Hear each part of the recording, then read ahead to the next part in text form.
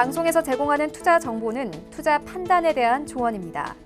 방송에서 제공하는 주식의 가치, 가격 상승 및 가격 하락에 대해서는 방송사에서 보장하지 않습니다. 이 시각 헤드라인 뉴스입니다. 제닛 옐런 미국 재무부 장관이 인플레이션 상승이 몇 달 동안 지속되긴 하겠지만 결국 안정될 것이라며 시장이 국채금리를 통해 이 같은 상황을 평가하고 있다고 말했습니다. 인플레이션에 섣불리 대응하지 않을 것이라는 제롬 파월 미국 연준 의장의 발언을 지원 사격한 것으로 풀이됩니다. 이주열 한국은행 총재가 중앙은행 디지털 화폐 발행과 관련해 아무리 빨리 해도 2~3년은 소요될 것으로 보고 있다고 말했습니다. 이 총재는 현재로서는 발행 필요성은 당장 크지 않지만 그래도 이런 경우에는 대비해야겠다는 차원이라고 설명했습니다. 세계 최대 파운드리 업체인 대만 TSMC가 일본에 처음으로 공장 건설을 검토하고 있는 것으로 알려졌습니다. TSMC와 일본의 협력 분위기가 조성되면서 파운드리 역량 확대를 전사적으로 추진하는 삼성전자도 영향을 받을 것이라는 분석이 나오고 있습니다. 신세계백화점이 국내 보톡스 1위 업체 휴젤 인수를 포기한 것으로 알려졌습니다. 2조 원이 넘는 매각 가격이 부담으로 작용한 것으로 보입니다. 네, 시청자 여러분 안녕하십니까? 오늘장 내일장 출발합니다. 수정입니다. 금요일장 오늘 시장은 양시장이 약보합권 안에서 움직이고 있습니다. 요즘 들어서 며칠 시장이 좀 상승을 했다 싶으면 다시 또 하락으로 전환이 되고 주춤주춤 움직이는 상황을 볼 수가 있는데요. 제닛 옐런 재무부 장관의 시장 달래기에도 불구하고 인텔이 글로벌 파운드리 인수를 추진하는 등 아무래도 우리나라 지수 상승에 영향을 미치는 삼성전자 또 SK 하이닉스의 이 반도체 대형주들의 움직임이 좀 부진하면서 우리 시장은 좀 불안한 모습들을 보여주고 있긴 합니다. 하지만 그 안에서도 몇몇 바이오주들 그리고 오늘은 또 스마트 그리드와 관련해서 상승이 돋보이고 있는데요. 시장에 어떤 이슈들이 있는지 저희와 함께 체크해 보시기 바라겠습니다. 전화번호 023153-2611 또는 2612번으로 전화 주시거나 100원의 정보 이용료 부과되는 샵 0082번으로 문자 보내주시면 이어서 종목 상담도 도와드릴 테니까요. 지금부터 미리미리 전화나 문자 보내주시길 바라겠습니다. 또 금일본 방송에서 제공해드리는 정보는 투자 판단에 대한 조언입니다. 해당 종목의 가치와 수익률 보장해드리지 않는다는 점 참고하시길 바라겠습니다. 자, 그럼 오늘 시장 좀 더 자세히 들여다보기 위해서 상승하는 업종과 하락하는 업종 정리해 보겠습니다. 이 시각 시황 브리핑 김혜연 캐스터가 전해드립니다. 안녕하십니까. 캐스터 김혜연입니다. 전일 미증시 혼조 마감을 했죠. 유럽 시장은 하락이 우세했는데요. 오늘 국내 증시 낙폭 클 것이란 우려는 있었는데 그래도 낙폭이 깊지는 않습니다. 장 마감까지 잘 버텨내주길 바라보면서요. 이 시각 코스피 지수부터 확인해 보도록 하겠습니다. 코스피 현재 0.49% 낙폭 보여집니다. 장중에 3,260선 깨지기도 했는데요. 저점 대비해서 그래도 반등을 하면서 현재 3,270포인트 선에서 거래되고 있습니다. 코스닥 지수 보시죠. 코스닥 0.31% 낙폭 보여집니다. 1,051포인트 선에서 움직이고 있습니다. 이어서 수급 상황도 살펴보겠습니다. 현재 기관과 외국인이 동반 매도세 보여지고 있습니다. 기관이 4,601억 원 매도하고 있고요. 외국인은 2,447억 원 매도하고 있습니다. 개인 현재 7,461억 원 매수해주고 있네요. 이어서 코스닥의 수급 상황도 살펴보겠습니다. 마찬가지로 개인이 홀로 매수하고 있습니다. 개인이 1,736억 원 매수하고 있고요. 기관이 1,113억 원, 외국인은 523억 원 매도하고 있습니다. 다음으로 특징적인 테마와 업종도 살펴보도록 하겠습니다. 오늘 상승하는 업종 테마로는 게임주, 식품주, 구충제 관련주가 있고요. 하락하는 업종 테마로는 진단키트 관련주, 그리고 백신 여권 관련주가 있습니다. 네, 먼저 게임주부터 살펴보도록 하겠습니다. 최근 게임주의 흐름이 좋습니다. 중국 모바일 게임 시장에 진출할 수 있다는 기대감 커지고 있죠. 오늘 NC소프트 4%대 오름세 보여지고 있습니다. 4거래일 연속 오름세 이어나가고 있는데요. 신작인 블레이드 앤 소울 2 출시가 임박했다라는 이슈가 강세 더해내고 있습니다. 83만 7천 원에 거래되고 있고요. 카카오게임즈 모바일 신작이 또 사전 예약에 들어갔죠. 현재 5%대 급등세 보여지고요. 8만 5,300원에 거래되고 있습니다. 펄어비스 8만 원에 거래되고 있습니다. 1.91% 강세 보입니다. 넵튠 현재 28,600원에 거래되고 있네요. 5.15% 오름세 나타내고 있습니다. 이어서 식품주도 살펴보겠습니다. 라면 관련한 이슈가 있었죠. 오뚜기가 13년 만에 라면 가격을 인상을 했습니다. 옥수수와 밀가루 같은 원자재 가격 상승으로 제품 가격 상승에 대한 기대감이 높아지면서 오늘 식품주들 오름세 보여지고 있습니다.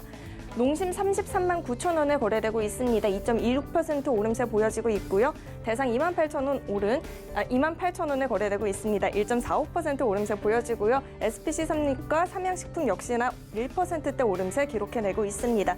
샘표 역시 1.4% 오른 5만 8천 원에 거래되고 있습니다. 이어서 구충제 관련주도 살펴보겠습니다.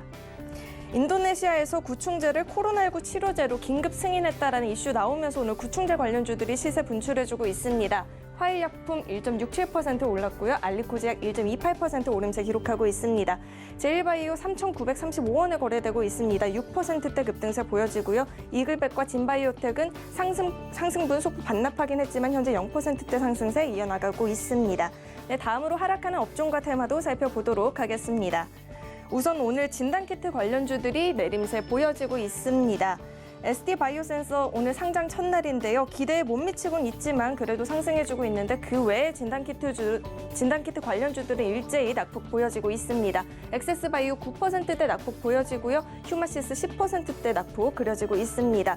수젠텍과 랩지노믹스도 5%와 6%대 각각 낙폭 그려지고요. 엔디포스 현재 8%대 하락세입니다. 11,200원에 거래되고 있습니다.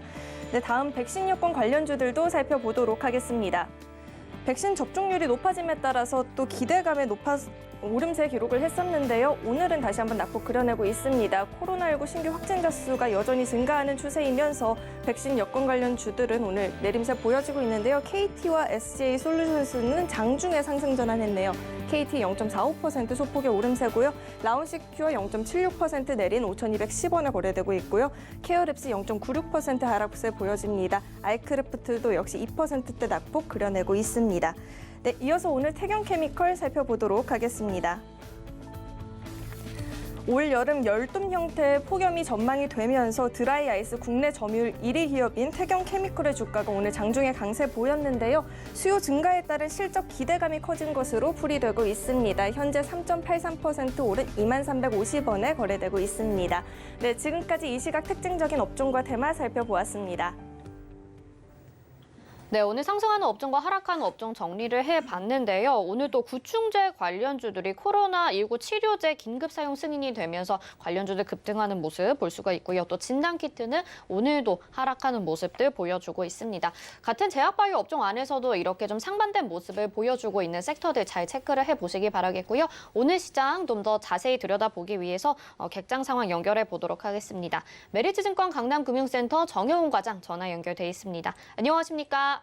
네, 안녕하세요. 네, 오늘은 또 외국인과 기관의 동반 매도가 나옵니다. 시장이 매일매일 좀 다른 분위기인데 오늘 시장 일단 객장 상황부터 좀 짚어볼까요? 네, 우선 이 시각 현재 수급 주체별 매수 상위 종목을 살펴보면 외국인 투자자들은 오늘 코스피 시장에서 SD 바이오센서, 인소프트, SK 하이닉스 등을 순매수하고 있고요. 코스닥 시장에서는 오스틴 임플란트, ST팜, 휴젤 등이 매수상위 종목에 올라와 있습니다. 기관 투자자들은 코스피 시장에서 삼성전자, 네이버, 진원생명과학 등을 순매수하고 있고요. 코스닥 시장에서는 카카오게임즈, HLB, 상하프로테크 등이 매수상위 종목에 올라와 있습니다. 오늘 전반적으로 외국인과 기관 투자자들이 코스피, 코스닥 양시장에도 모두 동반 순매도에 나선 가운데 뚜렷한 좀 주도 섹터라든지 이러한 부분이 없이 오늘 좀 개별 종목 장세가 좀 펼쳐지고 있다 볼 수가 있겠습니다.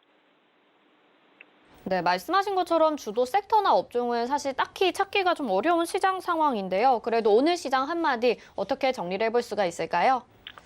네, 오늘 아무래도 이제 글로벌 델타 변이 바이러스 확산에 의해서 좀 경기 회복 속도 둔화에 대한 또 우려감이 좀 나타나면서 오늘 전반적으로 시장이 좀 위축되는 모습이 좀 나타나고 있는데요. 이와 더불어서 달러 엔화 강세, 국채 금리 하락, 또 국제유가 하락 등 이러한 위험 자산 선호 심리가 좀 위축이 되면서 오늘 외국인과 기관의 동반 순매도세가 좀 나타나고 있다라고 볼 수가 있겠습니다. 이로 인해서 오늘 코스피, 코스닥 양시장 모두 좀 약세의 흐름이 지금 나타나고 있는 상황인데요.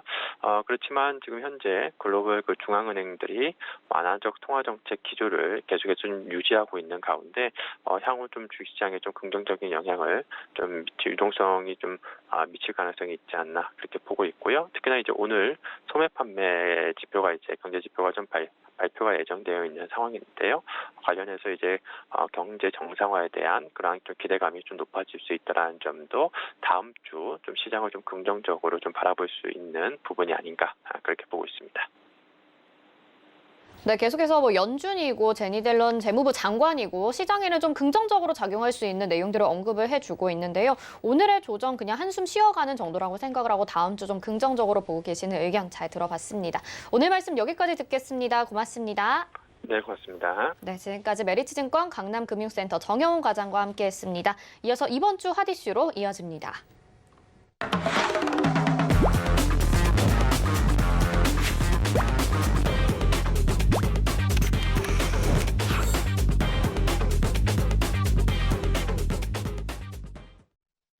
네, 이번 한 주간 또 어떤 이슈들이 있었는지 알아보는 시간입니다. 이번 주 핫 이슈, 오늘은 샘플러스 최충성 전문위원과 함께합니다. 어서 오세요. 네, 어제였었죠. HLB를 공매도 세력에 반대하는 개인 투자자들이 모여서 다 같이 매수를 하겠다라고 발표가 됐었습니다. 그런데 장 중에 이제 급등을 하긴 했었는데 다시 윗골이 달고 금방 내려왔어요. 그리고 저도 계속해서 좀 장 중에 주목을 해보고 있었는데 오히려 매수를 하겠다라고 시작한 타이밍이 3시였거든요. 근데 그 전에는 올라가더니 3시가 되니까 오히려 윗꼬리를 달고 내려오는 모습을 보였었습니다. 생각보다는 영향이 좀 적었던 것 같아요. 한국판 케임스톱이라고 하긴 하는데 주가 상승률 어떻게 보시는지 먼저 의견 부탁드릴게요. 네, 일단은 뭐 국내 시장에서는 조금 당연한 결과였다라고 말씀을 드리고 싶고 뭐 기대감을 가지고 좀 접근하신 분들도 많으셨었는데 사실 그 부분이 좀 다른 것 같습니다. 뭐 미국 같은 경우에는 뭐 상한가 제한이 없죠. 근데 국내 증시는 30% 상한가 제한이 있기 때문에 일단 외국처럼 좀 올라간다라고 보기에는 조금 애매한 부분들이 있기 때문에 조금 국내 시장 상황에 맞춰서 좀 움직이시는 것이 좋지 않을까. 그리고 제가 계속해서 뭐 기존에 사실 뭐 HLB나 다른 부분들 관련돼서 이제 종목들이 좀 나오긴 했어요. 일단 그런 부분들에서는 개인들의 이해관계가 과연 뭉칠 수 있을까? 외국인 기관들은 사실 똘똘 뭉쳐서 움직이는 경우가 큰데 개인들은 저마다 각각의 생각이 굉장히 다르기 때문에 그 부분이 조금 합심이 되는 것이 좀 필요하다라고 말씀을 드리고 싶고 일단 이런 부분들이 뭐 시장에 어떤 부분을 좀 이야기하고 싶은지에 좀 의미 부여를 하는 정도로 좀 보시면 좋을 것 같고요.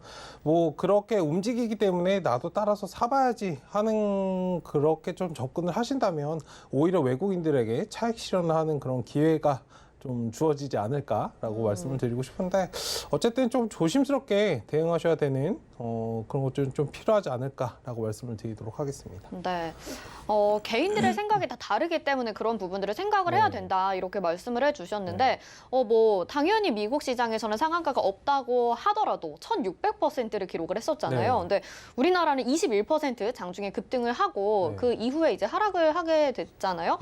뭔가 상한가라도 기록을 했었으면이라는 생각도 들기는 하는데 우리나라에서 특히 이런 한계가 좀 발생하는 것 같은 모습을 보이는 이유 뭐라고 보시나요? 가장 큰 이유가 항상 이제 종목 어떤 뭐 타겟을 잡는 종목 저도 이제 HLB 같은 경우에는 이제 뭐 종목 점검할 때도 조금 조심스러워요. 거의 종교 같은 느낌이기 때문에 예전에 뭐 신라제니 그랬듯이 일단 좋아하시는 분들이 굉장히 많으신데 일단 종목들 관련해서는 그 부분이 문제인 것 같습니다. 다른 것보다 이제 재료 그러니까 상승력이 있는 재료. 그러니까 사람들이 물론 뭐 HLB가 재료가 없다라고 말씀드린 게 아니고 사실 주식이라는 건 제가 보는 관점에서는 제가 좋아하는 종목보다는 사람들이 좀 좋아할 만한 핫한 종목을 좀 매수를 해야 되는데 과연 HLB가 그런 역할을 할 수 있을까? 라고 좀 말씀을 드리고 싶고 그러니까 상한가 제한이 없는 그런 부분들과 주가인 것 같아요. 제가 보는 관점에서는 뭐 3만 원이라는 주가가 사실 뭐 많이 무겁지도 않고 뭐 싸지도 않지만 우리나라 국내 증시에서 좀 타겟을 잡을 거면 사실 조금은 금액이 굉장히 좀 작은 그런 종목을 좀 타겟으로 잡았으면 오히려 성공을 했을 것 같은데 주가가 조금 무겁지 않을까. 뭐 게임스탑 같은 경우에도 뭐 $20, $30부터 시작을 했지만 일단 그 것과 그 꼭 상황과 우리 국내 시장의 상황은 조금 다르기 때문에 그 부분을 좀 체크해 보실 필요가 있지 않을까라고 말씀을 드리도록 하겠습니다.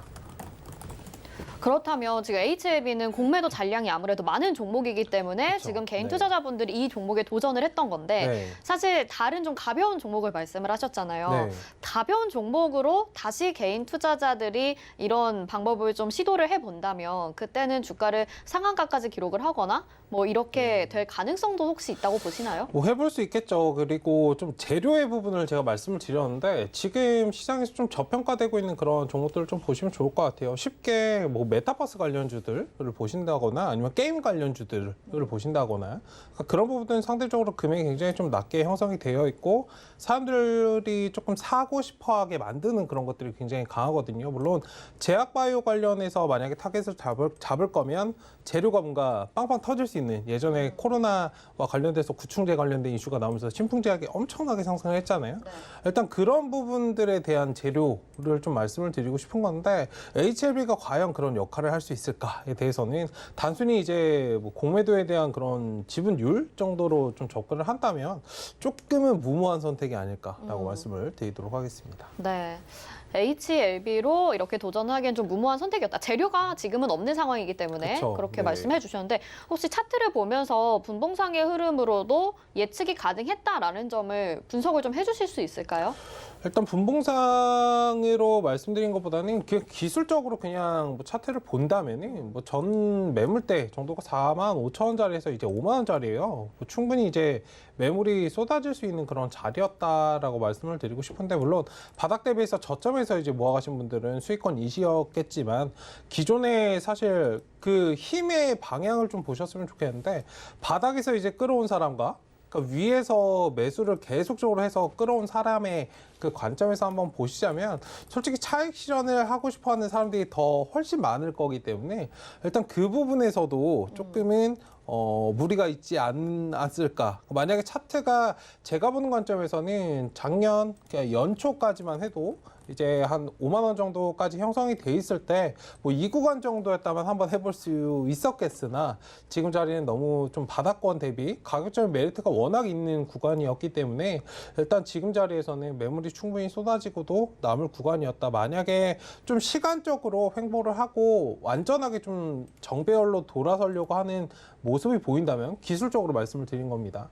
일단 역배열에서 정배열로 좀 돌아서려고 하는 모습이기 때문에 일단 지금은 뭐 초기 상태이고 차트가 완벽하게 좀 자리를 잡고 만들어 간다면 뭐 한 번 더 도전은 해볼 수 있겠지만 일단 지금 자리에서는 조금은 애매하지 않을까라고 말씀을 드리도록 하겠습니다.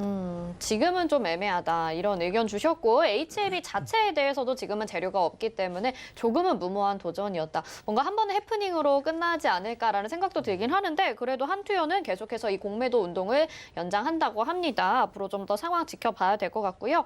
다음에 두 번째 이슈로 좀 넘어가 보도록 하겠습니다. 이번 주에 매각 이슈들이 또 있었습니다. 인터파크가 이제 매각 이슈가 있으면서 주가가 9,000원 정도까지 올라갔었죠. 한번 확인을 해볼 텐데 11,300원까지도 급등을 했다가 윗골이 달고 내려왔습니다. 오늘도 지금 8,100원대까지 좀 하락을 하고 있는 모습인데요. 이렇게 좀 매각 이슈가 있다 보면 급등하는 모습 최근에 보여지고 있습니다. 남양유업도 그렇고요. 급등하는 만큼 기업의 가치가 있다라고 보는 걸까요? 냉정하게 말씀드려서 제가 수요일에 저녁 방송에서도 이 부분을 좀 다뤘었는데 사실 뭐 시장이 좋지 않기 때문에 가는 거거든요. 네. 그러니까 이슈가 없기 때문에 지금 뭐 호재라고 불리울 것이 딱히 없기 때문에 M&A 관련 합병 이슈가 나오면 일반적으로 사람들은 좋다라고 생각하는 경우가 많기 때문에 일단 그래서 이제 단기적으로 좀 상승을 하는 거예요. 보통 한 2번 정도 상승이 나오고 하락하는 경우가 굉장히 많은데 어쨌든 시장 상황이 그만큼 좋지 않다를 좀 반증해 주는 것이 아닐까라고 말씀을 드리고 싶고 M&A 관련해서는 제가 계속적으로 말씀드렸지만 항상 이제 주가라는 그런 것은 기업의 가치 플러스 사람들의 기대감이 붙어서 이제 움직이는 경우가 많은데 그 다음에 실질적인 주가가 형성이 될 때는 사람들의 기대감이 어느 정도 제거가 되고 물론 완벽하게 제거가 될 수는 없습니다만 어느 정도 일정 부분의 기대감이 남아있는 상태에서 이제 올라가게 되는 남아있는 게 이제 주가 그러니까 기업의 주가로 좀 형성이 되는데 어쨌든 그런 관점에서는 이제 추후인 것 같아요. 지금은 뭐 단기적으로는 그 사람들의 그런 심리를 이용해서 수익 내는 방향으로 좀 접근을 하고 뭐 윗자리에서 따라잡으시는 건 좀 위험하다라고 말씀을 드리고 싶고요. 그러니까 중장기적인 관점에서 어떤 기업이 좀 인수를 해 가는가, 어떤 시너지가 나는가에 따라서 사실 봐야 되는 그런 관점이기 때문에 최근에 뭐 인터파크와 한샘이 좀 갈리는 모습을 보이실 거예요. 보고 계실 건데 한샘 같은 경우에 상승을 하고 있습니다. 왜일까요? 이게 사모펀드 관련된 이야기가 나왔기 때문입니다. 사모펀드 관련돼서 이야기가 나왔다면 왜 상승을 하는가도 한번 지켜보셔야 되는데 사모펀드 관련돼서는 이제 일례로 뭐 홈플러스 같은 경우를 한번 생각을 해보신다면 굉장히 공격적으로 마케팅을 하죠. 그리고 거의 뭐 일하는 사람들 입장에서는 굉장히 안 좋습니다. 거의 쥐어짜내서 뭐 최소의 돈으로 자본으로 사람들을 막 굴린다라고 표현을 드리고 싶은데 뭐 그렇게 해가지고 돈을 쫙쫙 뽑아내죠. 최소의 투자를 해가지고 어쨌든 그런 관점에서 볼 때는 사모펀드가 투자자들 입장에서는 굉장히 좋은 거거든요. 비용을 많이 쓰지 않고 많은 좀 그런 것들을 이뤄내기 때문에 어쨌든 그런 것과는 좀 다른 맥락이 아닌가. 아직 인터파크는 누가 인수를 해간다라고 나오지도 않았고 그런 부분이 나온다고 하더라도 확실한 시너지가 날까에 대해서도 의문이 굉장히 많이 발생을 하기 때문에 뭐 예시로 하림 같은 경우를 좀 생각해 보셨으면 좋겠어요. 뭐 한다라고 했을 때 뭐 하지 않았다라고 하면 주가는 굉장히 좀 많이 하락을 하는데 어쨌든 그런 부분을 좀 한번 지켜보시고 M&A 관련해서는 기본적인 그런 맥락을 잘 파악하셔야 된다라고 말씀을 드리도록 하겠습니다. 네, 결국에는 M&A에 관련돼서는 지금 시장에 이슈가 부족하기 때문에 그런 사소한 뉴스들에도 주가가 폭등을 하는 경우들이 종종 있다라고 말씀을 그렇죠. 해주신 거죠. 그리고 네, 인터파크와 한샘이 또 다른 이유가 분명히 있고 한샘은 네네. 또 사모펀드가 가져가게 되니까요. 네네네. 인터파크는 지금 어떤 회사가 또 가져가게 될지 모르는 상황인 거잖아요. 네. 그래서 오늘의 주가 하락을 좀 가져올 수 있겠다라고 말씀을 네. 해주신 거고요. 그러면 또 인터파크와 남양유업의 차이가 궁금해졌어요. 네. 남양유업 같은 경우는 사실 지금 인수가 되기 전에도 여러 네. 가지 좀 문제라고 해야 될까요? 좀 시끄러운 부분들이 많이 그쵸. 있었잖아요. 네. 그렇게 돼서 조금 더 기대감에 상승을 하는 게 아닐까 싶고 인터파크는 원래 그래도 국내 1위 이 인터넷 플랫폼 업체였었는데 이커머스 플랫폼이었는데 이제 인수가 되다 보니까 사실은 기대감은 잠깐이고 이후에는 조금은 아쉬운 부분이 남게 되지 않을까라는 생각도 들거든요. 그 부분에 대해서 어떻게 보시나요? 뭐 아쉬운 부분은 어떤 부분을 말씀하시는 거죠? 어쨌든 이게 네. 이제 아무래도 지금 뭐 적자가 나고 네. 예전보다 활성화되지 못하다 보니까 시장이 넘어가게 되는 부분이 네. 있지 않나라는 생각 어. 때문에 그게 오히려 악재로 작용을 하는 것이 아닌가라는 생각이 드는 거죠. 그런 부분일 수도 있습니다. 일반적으로 이제 매각이 좀 피인수 업체에서는 그러니까 이런 매각 이슈나 합병 이슈가 사실 좋은 거거든요. 왜냐하면 뭐 부채나 이런 것들을 해결하지 못한 상황에서 좀 큰 대기업들이 보통 인수를 하기 때문에 이런 건 굉장히 좀 크게 받아지는 경우가 많죠. 그리고 남양유업을 방금 말씀하셨는데 사실 남양유업은 제가 4월쯤에 주가가 한참 올랐다가 이제 바닥으로 떨어졌을 때 제가 앵커님께도 한번 지켜보세요라고 말씀드린 맞아요. 적이 있어요.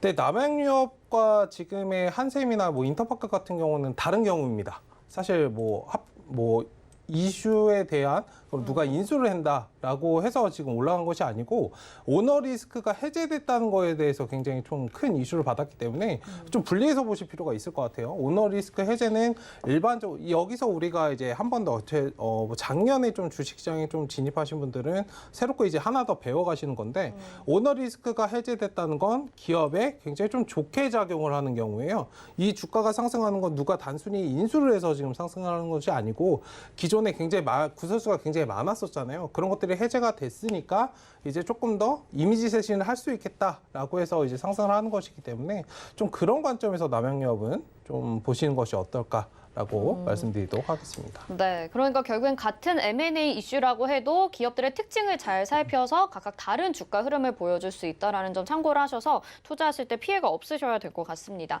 자, 그럼 이제 한샘 이야기 다시 한번 해보면요. 네. 한샘 같은 경우는 사모펀드가 인수를 하게 되잖아요. 네. 근데 원래 기업이라는 건 경영진이 있는 건데 사모펀드가 가져가게 되면 이 기업을 누가 운영하고 어떻게 운영하게 될 것인가가 좀 궁금해지거든요. 이건 어떻게 되는 건가요? 뭐 그거는 조금 지켜봐야겠지만 일반적으로 사모펀드의 역할은 그겁니다. 그러니까 경영에 관여를 하게 하는 건데 그러니까 쉽게 뭐 바지사장을 세우는 거죠. 근데 기존에 있던 뭐 사람들을 그냥 구축해놓고 그냥 다 두고 그러니까 뭐 지분 투자만 하는 식으로 할 수 있어요. 그러니까 경영에 강요하게 되면 입김이 굉장히 강해지기 때문에 일단은 그런 관점에서 좀 볼 때 사실 주주의 이익에서는 굉장히 좋습니다. 근데 소비자나 뭐 일하는 사람들 입장에서는 굉장히 안 좋은 결과들이 굉장히 많기 때문에 어쨌든 기업의 이익이 최우선시 된다라는 관점에서 좀 보시면 좋겠고, 그래서 투자하시는 분들 이 투자자 입장에서는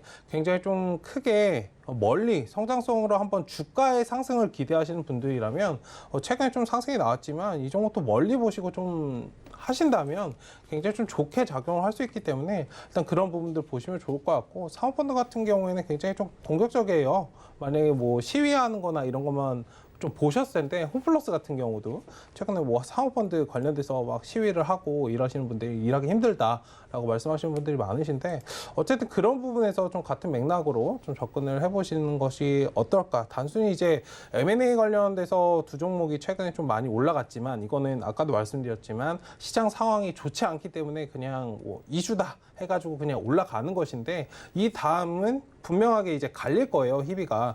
일단 그런 종목들을 한번 잘 체크를 해보시고 흐름을 체크하시고 어떻게 될까에 대해서 좀 연구해 보시고 진입 여부를 좀 검토하시는 것이 좋겠다라고 말씀드리도록 하겠습니다. 네, 그러면 한샘을 지금 사모펀드가 인수를 하게 됐는데 주주 입장에서는 좋다고 말씀을 해주셨어요. 그쵸. 그러면 오늘 같은 네. 눌림에서 지금이라도 매수를 더 해봐야 될까요? 뭐 기술적으로는 뭐 V자가 나올 수 있는 구간이기 때문에 뭐 상승 대비해서 좀 많이 떨어졌고 충분히 기술적으로 한번 접근 가능합니다. 만약에 뭐 심장 떨려서 좀 못하시겠다 하시는 분들은 차트가 어느 정도 좀 안정을 찾고, 항상 주식이란 건 그렇잖아요. 상승만 하지 않습니다. 상승했다가 이제 눌림 자리 어느 정도 일정 구간 쉬어가는 시간을 두고 그 다음에 다시 반등이 나오기 때문에 좀 천천히 보셨으면 좋겠고, 한샘 같은 경우에도 제가 작년 3월 달에 뜬금없이 다 백신 코로나 관련주를 말씀드릴 때 인테리어 관련주로 제가 말씀을 드렸던 종목이에요. 5만 원, 6만 원대에서 말씀을 드렸었는데 주가가 많이 상승이 나왔죠. 사실 뭐 매각에 관한 이슈는 제가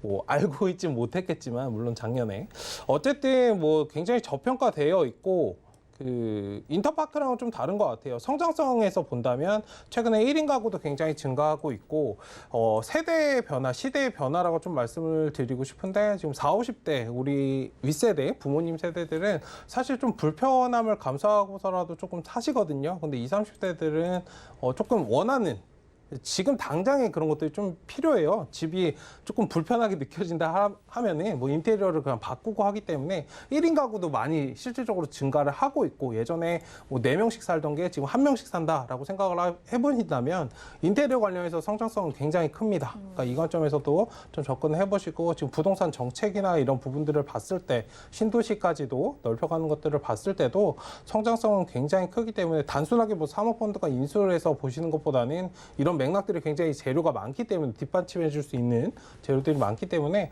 조금 멀리 보시면 좋겠다라고 개수적으로 말씀을 드리고 있습니다. 네, 한샘 같은 경우는 장기적인 관점으로도 봤을 때 괜찮다라고 말씀을 해주셨고요. 이제 마지막으로 또 질문 드리겠습니다. 이렇게 매각 이슈만 나오면 주가 급등한다, 이런 인식을 혹시 개인 투자자분들이 가지고 계실 수 있기 때문에 좀 위험한 매매가 될 수 있지 않을까 싶어요.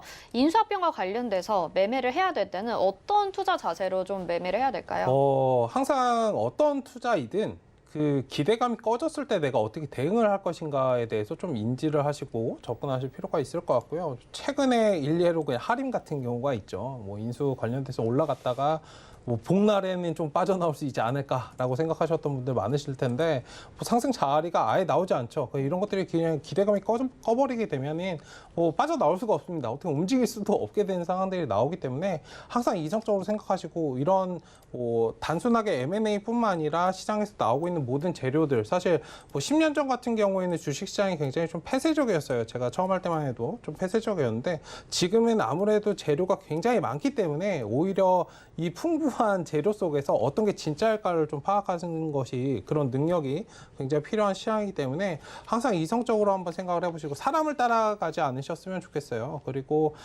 M&A 관련돼서 한 번 더 말씀을 드리자면 일단 인수되는 내가 만약에 봤던 그런 기업이 정말 재무제표가 안 좋은데 이 기업이 좀 대기업이 쉽게 중소기업을 내가 가지고 있는데 대기업이 인수를 한다. 사실 중소기업에는 굉장히 호재가 될 수 있습니다. 이거는 호재가 될 수 있고 주가 상승이 여러 개 될 수 있으나 그 외적인 부분을 한번 잘 생각을 해보신다면 지금 일반적인 상황에서 인터파크 그렇게 작은 기업이 아니거든요. 어쨌든 그런 관점에서 좀 바라보시면 어떨까. 그 힘의 방향을 한번 놓고 잘 대응 여부를 좀 검토하신다면 조금 안정적으로 투자하실 수 있지 않을까라고 말씀드리도록 하겠습니다.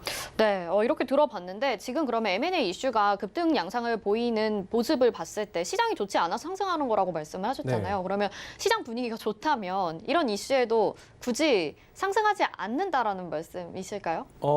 굳이 상승하지 않습니다. 아까 말씀드렸던 일반적인 시장 상황에서 그러니까 피인수되는 회사, 뭐 쉽게 대기업이 어떤 회사를 인수한다라고 한다면 대기업 주가를 보신 분들이 굉장히 많으신데 대기업 주가는 거의 움직이지 않아요. 중소기업 주가는 움직일지언정 일단은 뭐 지금처럼 뭐 상한가를 뭐 2번씩 달성하거나 이런 부분들은 어지간해서는 잘 나오지 않기 때문에 어쨌든 그런 부분들을 좀 염두해 두시고 대응 여부를 검토하셨으면 좋겠습니다. 네. 자, 오늘 이번 주 이슈에 대해서 좀 살펴봤습니다. 공매도 운동 그리고 M&A 이슈와 관련해서 급등하는 종목들 살펴봤는데요. 자세하게 또 전략까지 말씀을 해주셨는데 계속해서 최충성 위원님과 시장 대응하시면서 손실 없고 정말 상승할 수 있는 종목, 한샘 같은 종목 미리 잡아서 매매하고 싶다 하시는 분들은요. 노란톡방 들어오시면 되겠습니다. 들어오실 수 있는 방법 샵 0082번 문자번호로 최충성 이렇게 3글자 적어서 보내주시면요. 저희가 답장으로 노란톡방 들어오시는 링크를 보내드리니까요. 그거 누르고 간편하게 입장하시면 좋을 것 같네요. 최충성 위원님 여기서 인사드리겠습니다. 고맙습니다. 네, 이어서는 환율 동향 알아보도록 하겠습니다. 샘플러스 함지한 전문위원 전화 연결돼 있습니다. 안녕하십니까?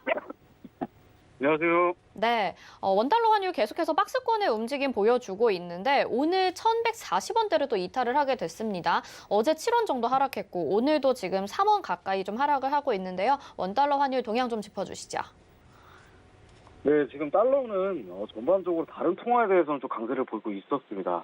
근데 특히 우리나라 원화에 대해서만 약간 약세를 보이고 있는데 달러가 이제 어제 같은 경우는 이제 경제 지표가 약간 혼재된 그런 결과를 보여서 변이 바이러스 확산에 대한 우려가 조금 있었습니다. 그래서 글로벌 경제 성장 둔화 우려 그런 것들이 좀 있으면서 나스닥이 어제 조금 약간 하락을 했죠.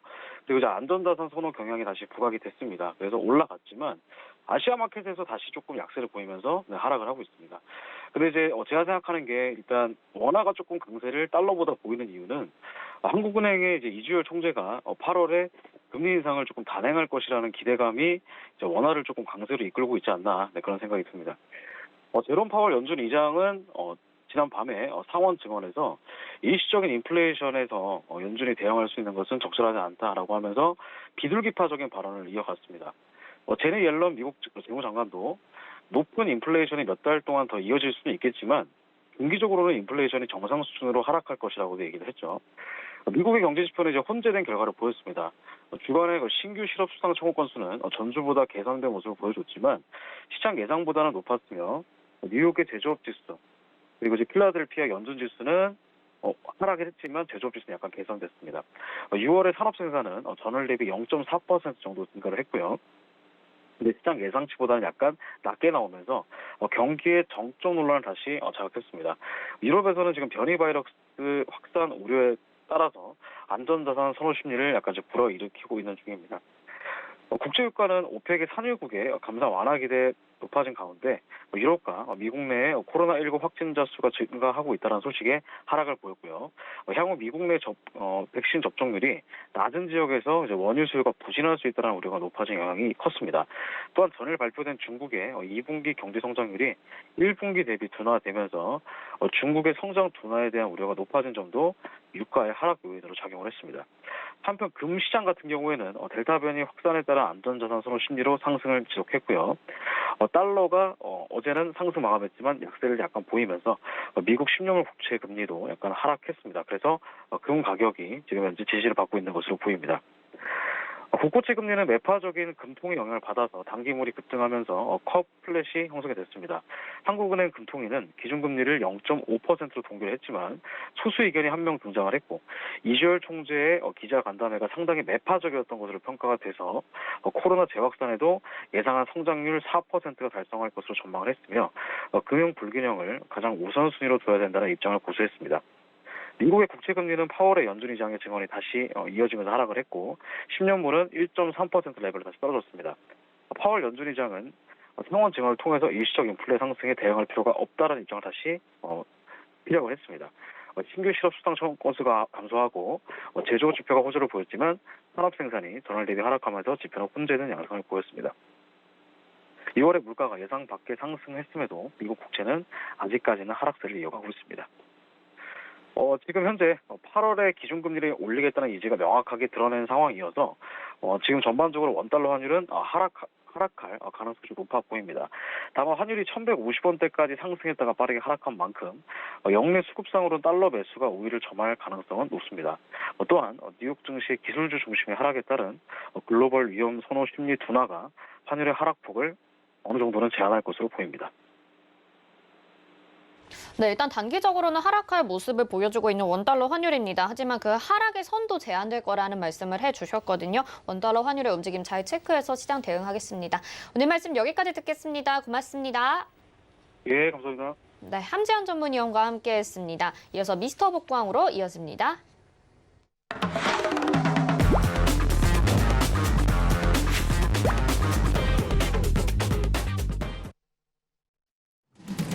네, 미스터 복고왕의 김혜연입니다. 8분의 전문위원님들 중에서 수익률이 가장 좋은, 복구율이 가장 높은 3분을 뽑아서 선정하는 시간인데요. 오늘의 미스터 복고왕 어떤 분들이 차지했는지 알아보기 전에 선발 기준부터 알아보도록 하겠습니다.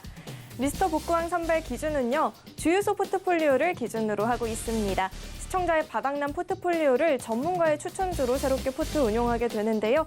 제시된 손절가나 목표가 터치 시에 포트에서 제외시키게 됩니다. 모든 전문가의 목표 금액은 5천만 원으로 동일하고요. 원금 역시 4,615만 2,455원으로 동일합니다. 복구 금액으로 복구왕을 선정하게 되고요. 복구 금액 산정 기준은 오늘 전일 15일 종가 기준으로 했습니다. 전문가 개별 포트의 수익 산정률 기준은 12시 30분이었는데요. 오늘은 또 특별하게 목표 금액 5천만 원 달성해 주신 분이 계셔서 전일 15일 종가 기준으로 순위 집계하게 됐습니다. 네, 이 점 참고하시면 좋을 것 같고요. 오늘의 미스터 복구왕 탑3 어떤 분이 차지했는지 확인해 보도록 하겠습니다. 네, 오늘의 미스터 복구왕 3위는요. 이주연 위원님께서 차지해 주셨습니다. 현재 총 수익금은 280만 8,230원 달성해주고 계시고요. 복구 금액 총 4,860만 685원 달성해주고 계십니다. 이어서 2위도 살펴보도록 하겠습니다. 네, 2위와 3위의 자리 대결이 엎치락뒤치락 치열합니다. 전일은 3위를 기록하셨는데요. 정재훈 위원님 2위로 올라서셨습니다. 현재 수익금 285만 6,170원 달성해주고 계시고요. 복구 금액 현재 총 8,625원 달성해주고 계십니다. 부동의 1위시죠. 미스터 복구왕의 오늘 1위는 허반석 위원님께서 또 차지해 주셨습니다. 허반석 위원님이 오늘 수익금 4,969만 39원 달성하면서 목표 금액 5천만 원 달성을 해주셨습니다. 현재 최종적인 복구왕으로 선정이 되셨는데요. 현재 복구 금액 5,112만 1,494원 달성해 주셨습니다. 네, 그럼 이어서 2위를 차지하신 정재훈 위원님의 주유소 포트폴리오 현황부터 살펴보도록 하겠습니다. 네, 위원님 현재 한국전력 4.8% 수익 달성하면서 목표가 터치했고요. 엑세스바이오, 비트컴퓨터, HLB까지 모두 수익 내면서 목표가 도달을 했습니다. 오리온홀딩스는 현재 손실 구간이네요. 2% 정도 밀리고 있습니다. 네, 다음 장 이어서 살펴보도록 하겠습니다. 한라홀딩스 11%대 수익률 달성해주고 계십니다. 그 외에 현대엘리베이나 아난티, 보령제약은 현재 손실을 소폭 보고 있습니다. 네, 그럼 대망의 1위, 복구왕으로 선정되신 허반석 위원님의 주유소 포트폴리오 현황부터 살펴보도록 하겠습니다. 네, 현재 호텔 신락 18%대 수익률 달성하면서 목표가 달성했고요. ISC 우양 12%대 수익률 달성을 했습니다. CJ제일제당과 삼성 SDI 현재 높은 수익률 달성하고 있네요. 16%대 수익률 달성을 했고요. 이어서 다음 장도 살펴보도록 하겠습니다. 이마트와 오리온, 에스코넥 모두 수익권입니다. SFA 홀로 현재 손실 보고 있는데요. 0%대 손실입니다. 네, 그럼 오늘 1위를 달성하신 허반석 위원님과 전화 연결해서 또 자세한 이야기 들어봐야겠죠. 네, 위원님 안녕하세요. 네, 안녕하세요. 네, 부동의 1위시죠. 단 하루도 1위 자리를 내어주지 않으시더니 또 이렇게 홀로 목표가 5천만 원을 달성하면서 최종적인 복구왕으로 선정이 되셨습니다. 축하드립니다. 네, 감사합니다. 네, 이렇게 목표가 터치한 종목 외에도 삼성 SDI가 현재 수익률 굉장히 높잖아요. 이 종목에 대해서 자세한 리뷰 부탁드리겠습니다. 네, 삼성 SDI 방송에서 굉장히 많이 그리고 자주 말씀을 드렸고요. 약 60만 원 언저리에서 방송에서 소개를 해드렸고요. 허반석의 작전 리포트 매일 아침 방송에서도 그렇고요. 주유소 저녁 방송에서도 공포에 살 수 있는 종목이 있다라는 말씀을 좀 드렸는데요. 허반석의 모멘텀 체크리스트 첫 번째를 늘 반복해서 말씀을 드리지만 이렇게 추세상 저점에서 대응을 하자라는 말씀 드립니다. 그랬을 때에 약 60만 원 언저리, 방송에서는 매수가 64만 원으로 현재 집계가 되고 있는데요. 이 구간에서 매수에 대한 말씀을 드렸고요. 2차 전지 섹터는 공포에 사도 좋다라는 말씀을 누누이 드려왔습니다. SK이노베이션도 마찬가지고요. 그리고 LG화학도 마찬가지고요. SK이노베이션과 LG화학의 배터리 분쟁 관련된 이야기가 있을 때에도 누누이 말씀을 드렸습니다. 이전에도 동일한 소송건이 국내에서도 있었는데 그 당시에도 대법원의 판결을 앞두고 합의가 극적으로 이루어졌던 것처럼 이번 사건도 결국엔 합의 수순에 다르지 않을까. 겉으로는 굉장히 치열한 이야기와 여론전이 펼쳐진다 하더라도 물밑으로는 서로 실무자들끼리 그리고 기업 우리나라 특성상 오너들이 단판을 지을 수도 있는 부분들이 있기 때문에 공포에 매수를 할 수 있는 섹터는 결국 2차 전지 섹터다라는 말씀을 좀 드려왔습니다. 삼성 SDI를 이제 배터리 3사 중에 한 가지로 꼽은 이유는 결국엔 흑자 전환에 대한 부분, 재무적, 영업이익 측면에서의 흑자 구조가 삼성 SDI가 먼저 안착이 될 수 있다라는 부분에서 좀 배터리 3사 중에서는 삼성 SDI를 말씀을 드렸고요. 중대형 전지 부문으로 말씀을 드리면 2차 전지, 자동차 배터리를 말씀을 드릴 수 있을 텐데요. 그 자동차 배터리 부문에서의 흑자를 3사 중에 가장 먼저 이제 달성을 하겠다. 다른 기업들 같은 경우에는 뭔가 캐펙스 투자, 증설에 대한 부분들을 공격적으로 진행하다 보니까 결국엔 이익 측면에서의 적자, 미미한 적자가 날 수도 있는데 삼성 SDI는 유보금도 1조 원 이상 쌓아놓고 캐펙스 투자에 대해서도 정도껏 진행을 하고 있는 모습들을 보았을 때 재무적으로는 가장 안전한 모습이 아닐까라는 생각에 그리고 그러한 분석에 의해서 삼성 SDI를 배터리 3사 중에는 그래도 남게 되었습니다. 그런 부분들 참고하셔서 안전한 가격에 매수를 하셨다라고 한다면 적어도 65만 원 아래에서 주유소 방송을 보시고 매수하신 분들이라면 장기적으로 가져가 보실 만한 기업이다라는 말씀 꼭 드리고 있으니까요. 그 부분 참고하셔서 대응을 해주셨으면 좋겠고요. 2020년도 12월 24일 방송을 통해서 4가지 종목을 꼽아보았습니다. 21년도 꼭 챙겨가고 싶은 종목 4가지는 네이버, 카카오, 그리고 CJ제일제당과 이마트였습니다. 그러면 현재 주유소 포트폴리오에서도 CJ제일제당이 좋은 수익률을 조금 올리고 있습니다. 리오프닝 관련해서도 그리고 코로나 언택트 관련해서도 두 개 다 모두 다 강점이 있는 기업이다라는 말씀드렸고요. 언택트 시절에는 냉동 만두나 간편식 쪽으로의 수혜가 이루어질 수 있고요. 리오프닝 경기 회복에 따라서는 조미료 원료인 핵산 그리고 사료 첨가제용 아미노산 이쪽으로의 매출이 글로벌 시장 점유율 1위를 달리고 있는 기업이기 때문에 결국 언택트와 컨택트 모두 다 무기를 갖고 있는 기업이 바로 CJ제일제당이다라는 말씀을 드렸기 때문에 이 부분 참고를 해보신다면 마찬가지로 장기적으로 가져가 보시면 어떨까 생각이 듭니다. 방송을 통해서 네이버와 카카오, CJ 제일제당 이후에 마지막 종목으로 꼽았던 종목은 이마트입니다. 이마트도 마찬가지로 연초에 굉장히 좋은 상승을 보였습니다. 이마트를 접근할 수 있었던 부분 중에 하나는 대세 하락 이후에 횡보 구간이 있었고요.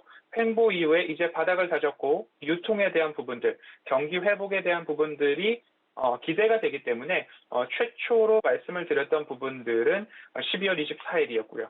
그리고 나서 매수가 가능했던 추세 저점으로 되돌렸던 상승 이후에 첫 번째 조정 파동에서 매수를 들어갔던 적이 있습니다. 그리고 나서 수익 실현을 한 이후에 다시 한번 조정이 나오기에 주유소 포트폴리오에 담기 시작했습니다. 결국엔 허반석의 모멘텀 체크리스트에 보면 이렇게 되돌림 자리도 말씀을 좀 드리고 있는데요. 이 추세선상 되돌림 자리를 따박따박 지켜나가고 있다가 다시 한번 추세 저점으로 내려왔습니다. 저점으로 내려온 것뿐만 아니라 이 저점을 이탈을 했는데요. 이탈 이후에 다시 상승할 수 있을 것인가에 대한 부분들 기대감이 있습니다. 이마트 같은 경우에는 롯데마트나 홈플러스처럼 점포를 축소하지 않고 부동산을 매각하고 재임대, 리스를 통해서 점포 수는 지켜나가는 전략을 갖고 있고요. 이마트의 플러스 알파 요인으로는 스타벅스 커피 코리아와 그리고 이마트의 유통 채널 ssg.com, 이베이 코리아 인수 효과 이런 부분들이 이마트의 강점으로 꼽을 수 있을 것 같습니다. 그렇기 때문에 이마트를 지난주 목요일 방송에서 10% 추가 매수를 말씀을 드렸습니다. 그러면 목요일이 이때 제가 저녁 방송에서 말씀을 드렸고 금요일 저점에서 추가 매수를 한 이후에 지금 연이어 상승 흐름들이 나오고 있어서 이마트도 수익 권역으로 복구가 되어 가고 있는 모습인데요. 이마트를 매수하신 분들이라도 제가 말씀드리는데 네이버, 카카오, CJ 제일제당, 이마트 4가지 종목들은 결국 장기적으로 보시기에 안전한 종목이다라는 말씀을 좀 드리고 싶고요. 관련한 종목들에 대해서 조금 더 깊은 이야기를 나누시고 싶은 분들이 계시고 그리고 주유소 포트폴리오 복구를 진행을 하면서 이제 5천만 원을 처음으로 달성한 전문위원이라고 해서 어제 주유소 방송에 출연을 하면서 집계된 내용들을 살펴보았습니다. 오늘 오후 3시 30분 장 종료와 동시에 무료 공개 방송을 열려고 합니다. 노란톡 오픈 채팅방에 오시거나 샵 0082번으로 허반석이라고 보내주시면 참여 링크가 사업부에서 전송이 되는 걸로 알고 있습니다. 그렇게 참여를 하실 수 있고요. 그러면 주유소 포트폴리오에 담겼던 호텔신라, ISC, 우양, CJ 제일제당, 삼성 SDI, 이마트, 오리온, 에스코넥, SFA, KH 바텍 등 지금까지 주유소 포트폴리오를 통해서 담았던 기업들에 대한 이야기들 함께 나누실 수 있고요. 질의응답 가능하고요. 그리고 복구 1위 기념으로 이벤트도 준비가 되어 있습니다. 그 부분들 참고를 하셔서 안전한 수익, 편안한 매매, 안전한 수익이라는 말씀으로 같이 짤막하게나마 1시간 내외로 이야기를 나누려고 합니다. 주유소 포트폴리오 면면을 살펴보시면 대형주들 위주의 포트폴리오 구성이 꾸려져 있습니다. 그럼에도 불구하고 누구보다도 빠르게 좋은 수익을 낼 수 있었던 것, 결국 저위험 구간에서 위험을 가장 낮춘 상태에서 분석이 완료된 기업들을 매수했을 때 편안하게 매매할 수 있고 안전하게 수익을 거둘 수 있다라는 부분을 일종 증명을 한 것 같아서 그래도 저도 기쁘고 함께 주유소 포트폴리오 따라서 매매하신 분들은 오히려 수익을 누리고 계실 것 같아서 저도 덩달아 감사하고 기쁜 마음입니다. 오늘 오후 3시 반에 오셔서 같이 더 추가적으로 이야기 나누실 분들은 함께 이야기 나누시면 좋을 것 같습니다. 오늘 여기까지 포트폴리오 내용 살펴보도록 하겠습니다. 네, 위원님께서 목표가 달성한 종목 외에도 삼성 SDI, CJ 제일제당, 이마트 같이 장기적으로 가져가 봐도 괜찮겠다라는 종목 진단도 해주셨습니다. 이렇게 오늘 복구왕으로 선정이 되신 허반석 위원님께서는요, 장 마감 이후 3시 30분에 유튜브 서울경제TV 더하기 채널에서 무반까지 진행해 주신다고 하니까요, 많은 시청 부탁드리겠고요. 또 위원님과 장중에도 또 시장 이야기 나눠보고 싶다 하시는 분들은요, 샵 0082번으로 허반석 이렇게 3글자 보내주시면요, 위원님과 대화 나눠볼 수 있는 링크도 보내드리고 있으니까요, 문자 참여도 많이 해주시길 바라겠습니다. 네, 이렇게 오늘의 복구왕도 알아보았습니다. 서울경제TV 저녁 저녁 8시 방송이죠. 주유소에서 또 위원님들이 어떤 종목을 가지고 또 어떤 전략으로 포트 운영할지 시청해 보시면 좋을 것 같고요. 지금까지 미스터 복구왕이었습니다.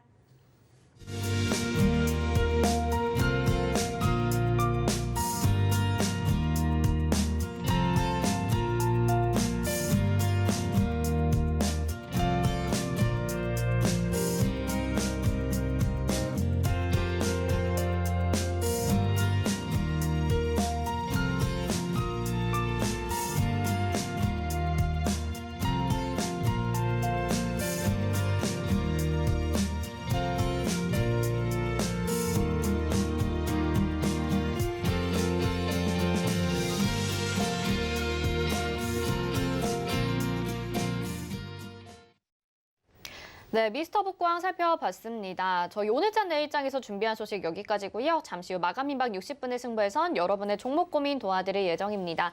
전화번호는 02-3153-2611 또는 2612번이고요. 문자는 100원의 정보 이용료 부과되는 샵 0082번입니다. 쉬는 시간에 미리미리 접수 부탁드리고요. 또 금일본 방송에서 제공해드리는 정보는 투자 판단에 대한 조언입니다. 해당 종목의 가치와 수익률 보장해드리지 않는다는 점 참고하시길 바라겠습니다. 잠시 후 마감 임박 60분의 승부로 다시 돌아오겠습니다. 고맙습니다.